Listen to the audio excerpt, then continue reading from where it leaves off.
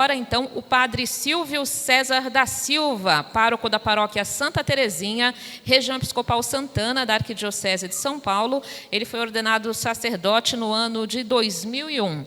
Padre Silvio vem falar sobre os jovens na igreja e na sociedade. Bem-vindo, padre, uma alegria tê-lo aqui. Obrigado.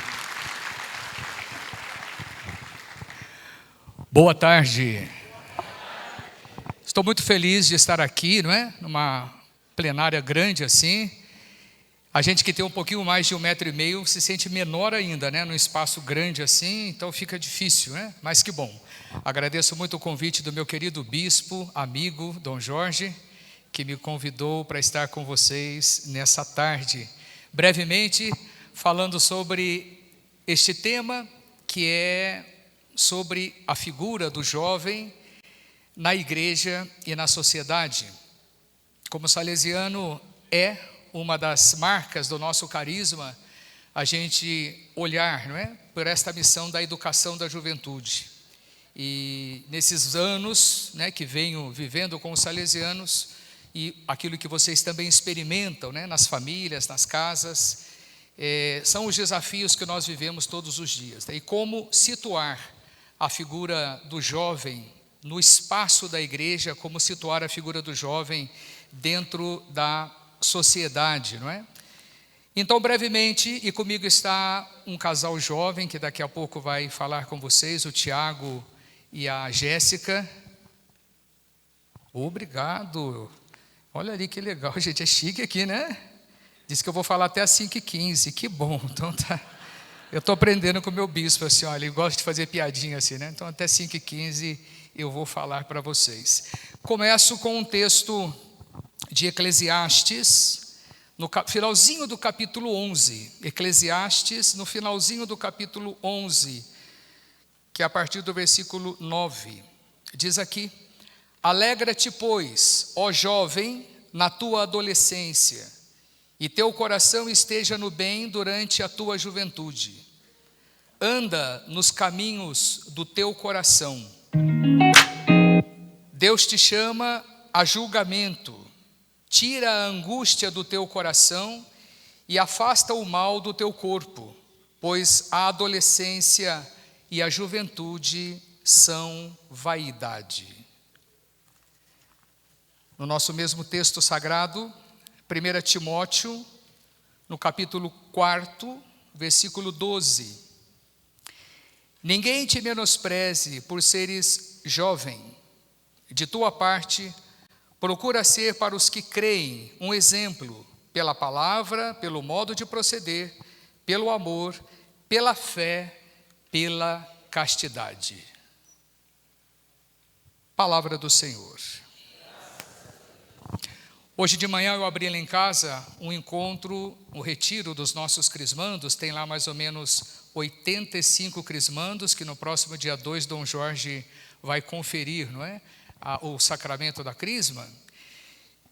E esse é um desafio que nós temos todos os dias. Quando a gente se depara, não é, com a figura do jovem, seja ele no ambiente da escola ou no ambiente da universidade, né? Portanto, uma camada, uma casta um pouco mais reservada, sobretudo do meio universitário, sejam os jovens que a gente esbarra, né, no contexto muito social das nossas cidades, das nossas periferias, da onde nós assistimos de modo especial com um trabalho social.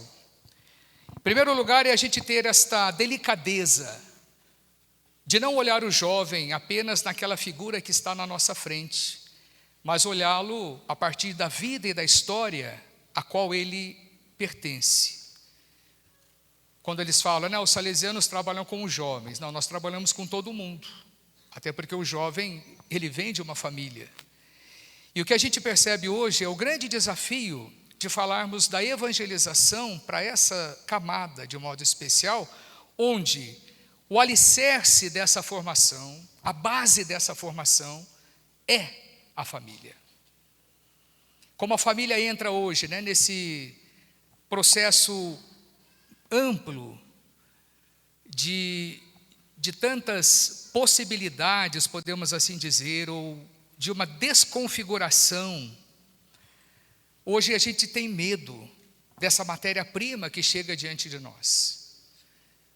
Muitos pais hoje querem contar a nós aquilo que lhes cabe, aquilo que é próprio deles. Querem que a igreja, a paróquia, o catequista, o padre faça o que eles não estão dando conta de fazer.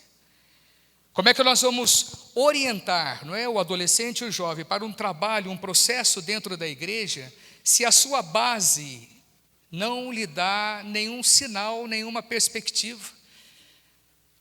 É comum a gente encontrar isso, né? Jovens que estão ali de repente porque a avó está lutando por isso. Eu tenho um caso assim muito simples.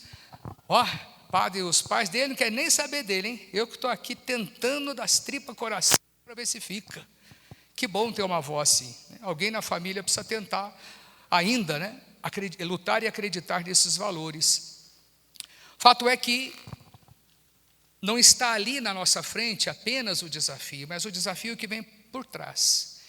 Então, situar o jovem hoje dentro da sociedade, em primeiro lugar, né, é a gente ter claro esta visão ampla das muitas realidades, e podemos dizer realidades familiares em que eles se encontram. Quais são as famílias de onde esses jovens brotam? Os modelos de família. A nossa família cristã, por excelência, mas hoje, felizmente ou infelizmente, os muitos modelos de ambientes familiares aonde eles se encontram. Então, a partir daí, é que nós vamos poder descortinar ou sonhar um projeto desse jovem para a sociedade. São João Bosco, meu santo fundador, dizia isso, né? Formar o bom cristão e formar o honesto cidadão. É uma frase muito comum para os filhos de Dom Bosco, né? A nossa pedagogia salesiana, formar o bom cristão e o honesto cidadão. Grandes políticos já passaram pelas nossas escolas, honestos cidadãos. Talvez a gente tenha falhado bastante nisso. Bons cristãos, o que é olhar um cristão bom? O evangelho de hoje, né, vai nos recordar muito isso, né? Jesus fala a partir da simbologia da árvore. A árvore boa dará bons frutos. O que é que tem saído de dentro da gente? O que é que tem saído de dentro de mim para fora? Qual é a qualidade do fruto que eu tenho oferecido todos os dias, a partir da minha vida, do meu testemunho, do meu ministério, para o outro? Então, esse mundo desconcertado que nós vivemos vai nos propor, muitas vezes, esta confusão. Hoje a gente está ali falando para o jovem dentro de uma sala de aula, ou dentro de um espaço social que nós atuamos, e às vezes você tem quase a certeza de que está falando para o ar, para as partículas, né? Ele até está olhando para você, mas onde é que está a cabeça desse jovem? Onde é que está a história e a vida desse jovem, que muitas vezes até quer estar ali, mas há uma vida muito estragada lá por trás, há muita coisa desconcertada ali atrás, e que de repente não será aquele momento ali com você, naquela circunstância, que nós vamos juntos descobrir o tesouro encantado. Não. Então a gente tem que ter muito presente esse processo gradual, esse comprometimento social, aonde nós queremos chegar para levar esse jovem. O mundo do trabalho, o mundo da educação.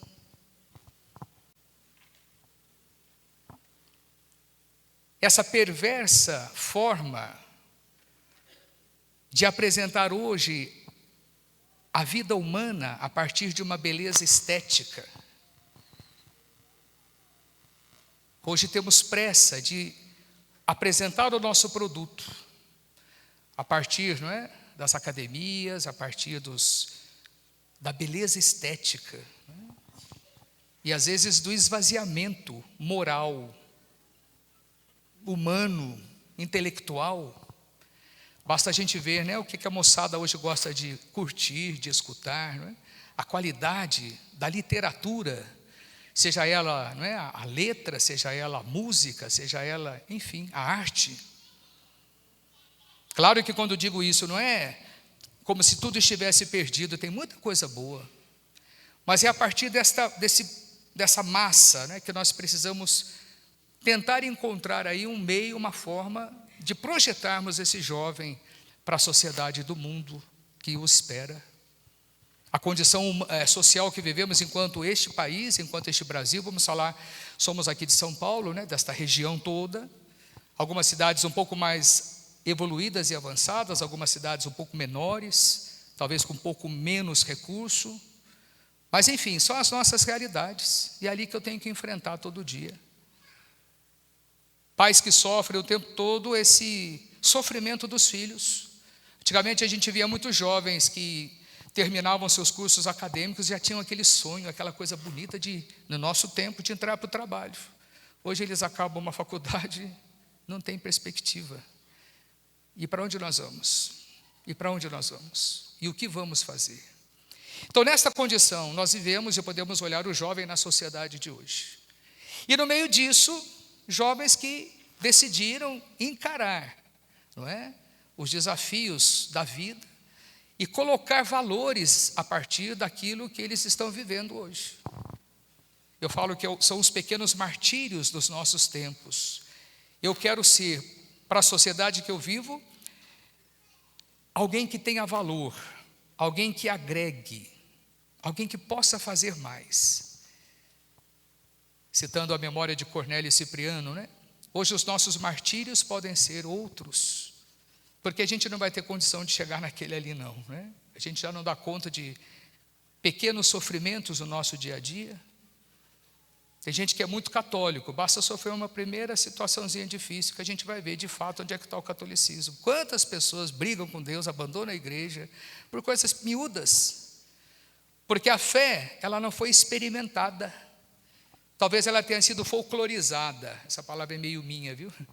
Eu folclorizei a minha fé, a experiência de Deus. Eu não tive a oportunidade de encará-lo e de experimentá-lo e de fazer com ele, não é, uma experiência transformadora, uma experiência de vida na minha vida. Pois bem, falamos então deste jovem a partir da igreja.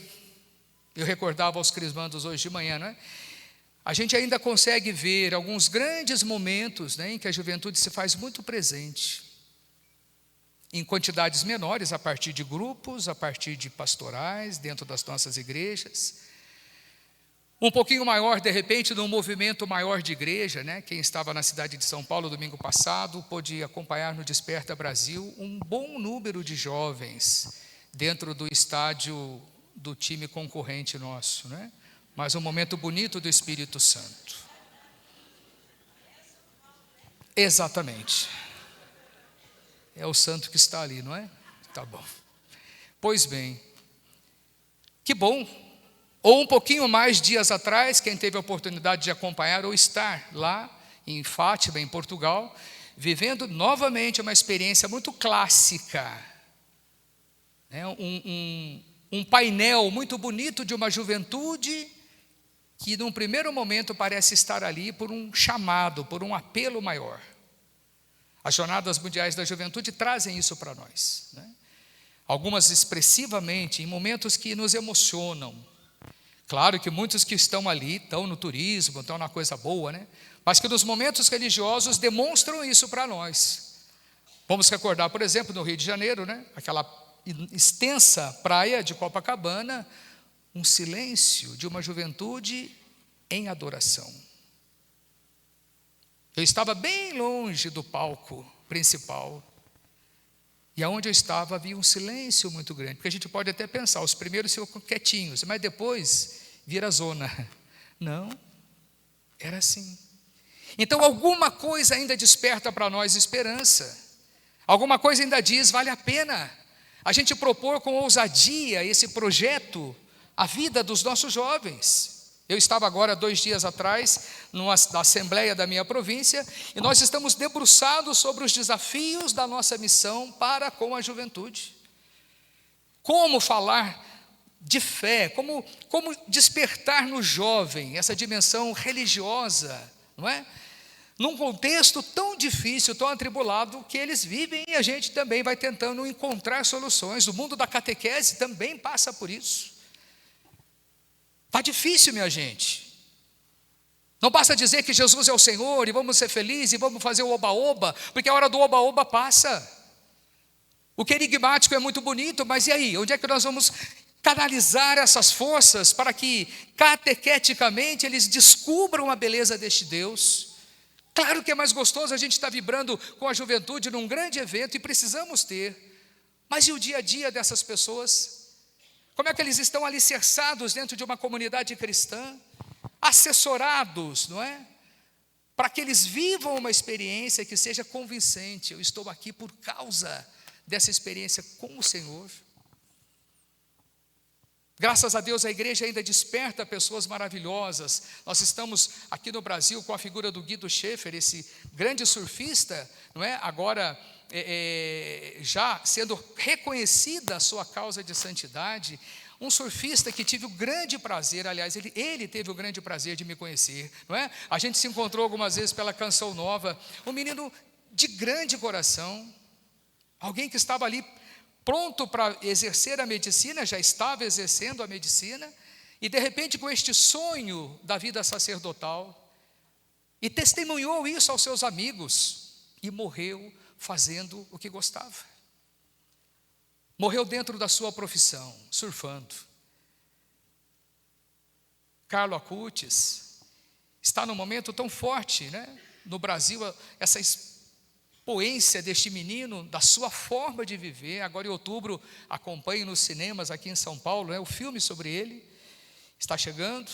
Interessante propor isso como uma ousadia aos jovens de hoje. E eram pessoas normais. É o que eu gosto de dizer aos jovens lá de casa, gente, eles não eram pessoas, não, pessoas normais. Jovem, mostre a tua santidade, mostre aquilo que você é, não tenha medo de enfrentar os desafios que você tem, ninguém te menospreze por seres jovens. Como é que eles estão sendo tratados, tratados dentro das nossas comunidades? Às vezes o jovem é tão importante na minha paróquia, para carregar cadeira, para ajudar a gente a limpar o salão paroquial, para isso? Não. Pelo contrário, bota aquelas senhorinhas que não tem o que fazer e que gostam de falar mal da gente, põe elas para trabalhar nesse setor, não é? Põe o jovem no lugar dele, há um protagonismo que precisa entrar em ação. Ah, o jovem faz muito barulho, o jovem faz muita confusão. Sim, quem é que não faz confusão? Eu tinha um bispo, muito amigo meu, tadinho. Ele, quando ia rezar, falou: padre, precisa botar uns coroinhas aqui, porque eu não aguento essas velhas segurando meu báculo, minha mitra e tal, né? E às vezes o coroinha é mais gostoso, criança, né? Ele tem a sua arte. De repente ele vai derrubar ali a galheta. Não tem problema, a gente compra outra. Claro que tem. Mas a gente disfarça, não é? O processo é lento, é paciente. O homem que eu sou, ele passou por uma infância, por uma adolescência desastrosa, amedrontada, mas que foi se deixando amadurecer. E graças a Deus encontrou pessoas que deram a ele, não é, respaldos para que ele chegasse aonde chegou. Lá na minha cidade, aliás, Deus só escolheu Nazaré porque não tinha Belém, porque não tinha ainda Cruzeiro no mapa, né? No Vale Paraíba, aonde eu nasci. Hoje vai ser em breve um lugar santo, né? Ali no hall das cidades santas do Vale Paraíba, Aparecida, Guaratinguetá, né? Cachoeira Paulista, Cruzeiro, né? Eu me lembro bem quando o movimento da Canção Nova, acho que muitos conhecem, né? Era uma pequena rádio. E a gente fazia no tempo do carnaval os rebanhões. Os primeiros rebanhões, eram aqueles encontros de carnaval, aconteciam ali no estádio, que é bem atrás da minha casa. Então, claro, eu bem criança, moleque, eu ia participar deste evento grande, achava legal, porque era muita gente. Estava lá umas 15 mil pessoas. Para quem é de Cruzeiro, um evento com 15 mil, nossa, né? É igual o Dedal lá, bem legal assim, bastante gente, aquela coisa toda. Pois bem, o que eu fazia nesse encontro quando eu era bem moleque? Moleque não pode fazer nada legal. Eles põem eu para pegar garrafa de refrigerante. Naquele estádio, era no estádio de futebol, saía eu era bem menorzinho ainda, pior ainda, saía com engradado, do jeito que dava, recolhendo garrafas de refrigerante, não é? Porque esse era o trabalho dos moleque. Passado um tempo, eu tive a alegria de já estar na equipe daqueles que seguravam a bandeirinha na hora da comunhão. Eu me sentia muito, né? Nossa, eu estou do lado do homem aqui, vamos lá, né? Não do padre, de Jesus, né? Estava ali com a bandeirinha, né? Dava vontade de chacoalhar a bandeirinha assim, não imaginava a bandeirona do Corinthians assim, mas não estava, né? Bem,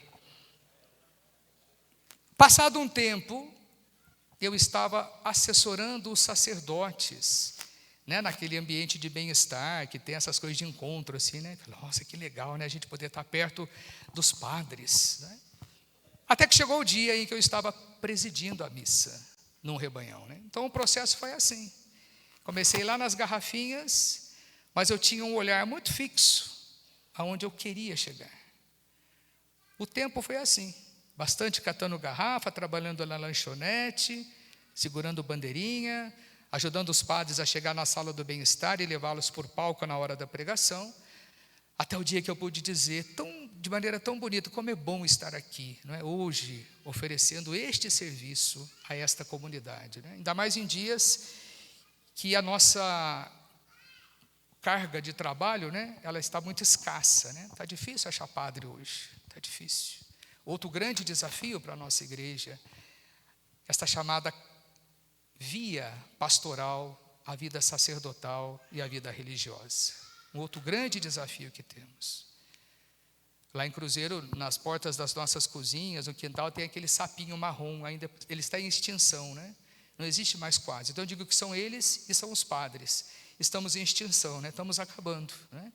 Então é preciso correr. É preciso ter a ousadia de lançar redes a um mar muito maior, lá na frente, porque precisamos, né, arriscar e ousar, pescar algo novo. Mas para essa pesca eu preciso apresentar algo muito melhor, para que quem venha se sinta fascinado por essa experiência de Jesus Cristo, que não é mais uma experiência de teoria, que não pode ser uma experiência de falatório, mas tem que ser uma experiência em que a gente enxergue um no outro os traços de Jesus Cristo. Então esse grande desafio, queridos casais, irmãos, é o desafio que nós temos hoje, como pessoas que acreditam na juventude e que querem levar o trabalho da fé à experiência do jovem.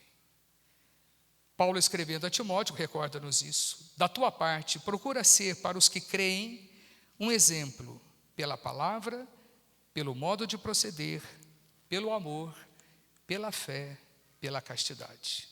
Parece muito ousado o que ele está dizendo, mas nós não podemos deixar de propor e de sustentar, sobretudo aqueles que querem entrar nesse desafio, não é, da arte de viver o caminho para o céu. O caminho para o céu. O caminho que nos prepara para o céu. Então, se pudéssemos trocar essa partilha, né, seria maravilhoso, porque as nossas histórias são muito iguais. Dentro da sua casa, dentro da minha. Hoje a gente vive, na minha família, somos 8 irmãos, 7 casados e com seus filhos. Hoje meus irmãos olham na vida dos meus sobrinhos, hoje 16 sobrinhos, um pouco essa história. Os desafios que temos para a gente evangelizar essas crianças, né? E olhar para nós, parecia ser mais fácil viver o cristianismo no nosso tempo. Parecia ser mais fácil pai e mãe botar toda a criançada dentro da igreja, né? Eu me lembro que a minha mãe chegava e dizia assim, todo mundo sentadinho de boquinha quieta, porque nós vamos participar da missa. Hoje a mãe leva um arsenal de coisas, brinquedo, celular, telefone, televisão, vê o que dá para fazer para a criança sossegar um pouco, né? Mudou alguma coisa? Não sei. Alguma coisa está difícil hoje. Alguma coisa está complicada hoje. Como a gente pode concatenar isso, né? Essas peças? Promessas, né? Tem gente que, acho bacaninha, vem até dizer para nós, padre, eu falei para o meu filho que se ele for crismado, eu vou dar um carro para ele. Olha que mãe, né? Tem que mandar para o inferno uma mulher dessa, né?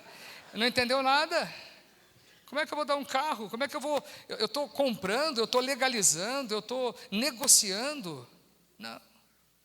Eu não tenho muito medo de dizer aos jovens, como disse hoje de manhã, pense bem no que você vai fazer dia 2.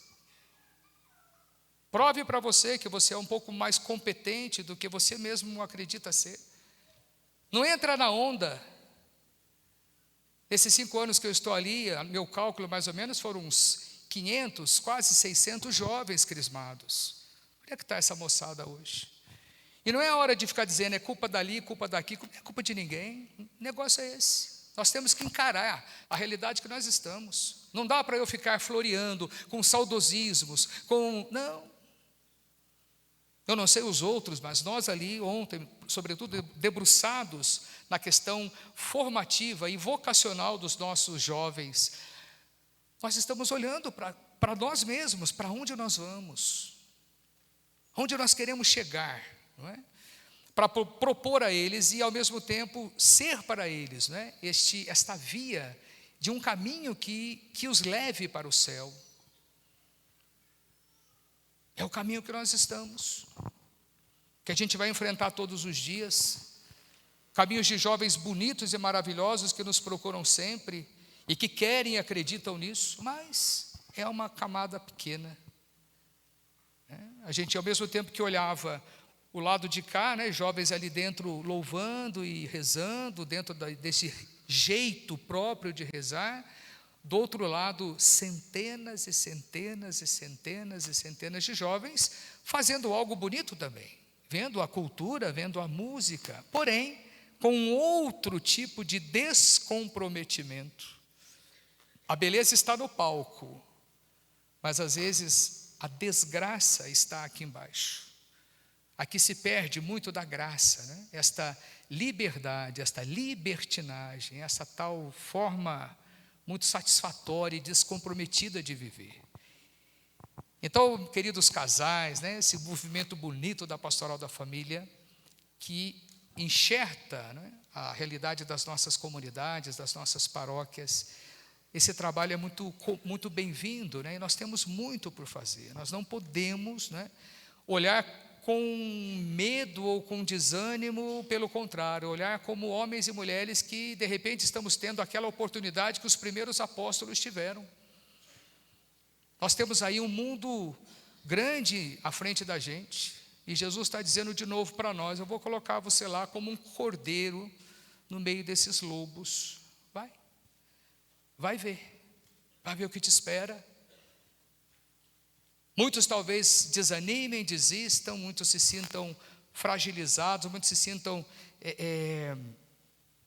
perdidos, frustrados. Muitos voltarão felizes. Deus realizou coisas grandiosas a partir de algo que realizamos, a partir de um encontro, de um retiro, de um evento, de um acampamento, seja o que for. Precisamos ter a ousadia e a criatividade de propor e não de fechar vias, mesmo às vezes que nos pareçam estranhas no primeiro momento. Escutá-los. São Paulo, escrevendo a Timóteo, na carta de hoje, vai dizer: Jesus Cristo veio ao mundo para tirar o pecado, para salvar. Como é que ele fez isso? Se achegando perto dos pecadores. E como é que ele se achegou perto dos pecadores? Sem muita cobrança. Jesus chegou. É preciso escutar. Preciso tocar essa realidade, muitas vezes crua, da vida. E quem sabe dar a eles o que Jesus deu, um olhar de compaixão, de misericórdia, de tempo porque essas vidas precisam ser resgatadas. Esse mesmo Jesus que em muitos momentos vai olhar para aqueles meninos e vai dizer: até quando que eu vou ter que suportar vocês? Até quando? Vocês estão vendo milagres, sinais, palavras, até quando?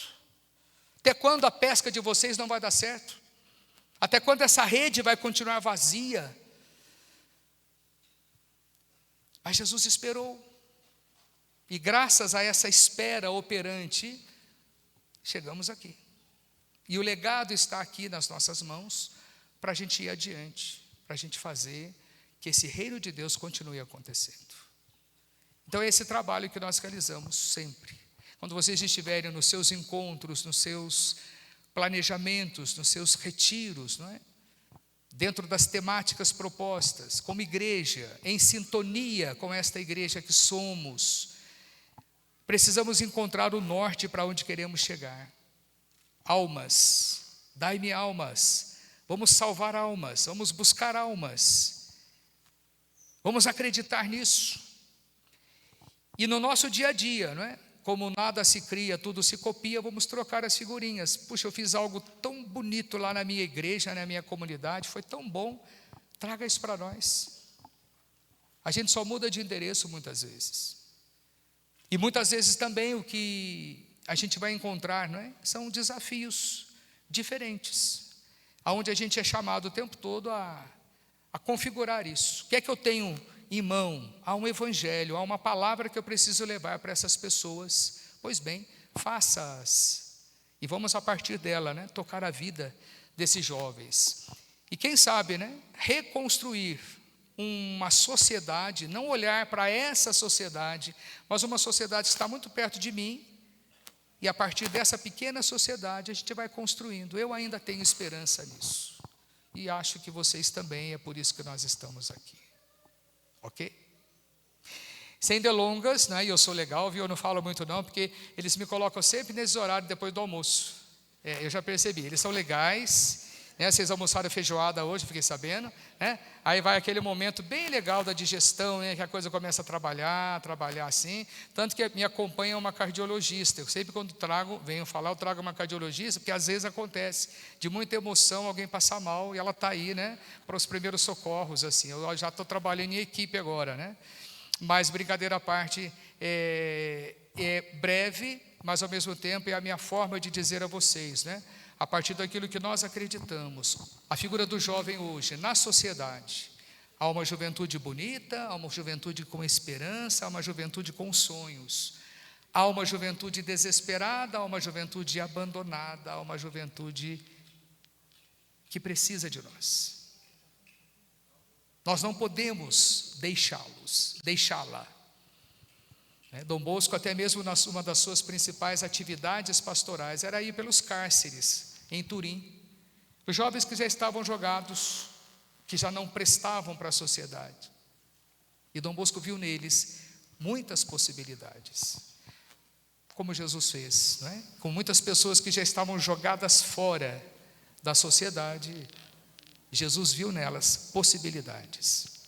E esses jovens cristãos, esses jovens de dentro da nossa igreja, com tudo aquilo que eles podem oferecer, se há uma coisa que posso pedir, não é? Olhem para esses jovens com mais carinho. Deem espaço a essa moçada. Às vezes eles podem e querem mais. Muitas vezes na partilha deles é assim: padre, a gente queria ajudar tanto, mas ali a gente não pode muito porque a mulher não deixa. A gente tem medo de perder o carguinho, né? Dá um passo, dê uma chance. Ah, mas ele vai fazer tudo errado.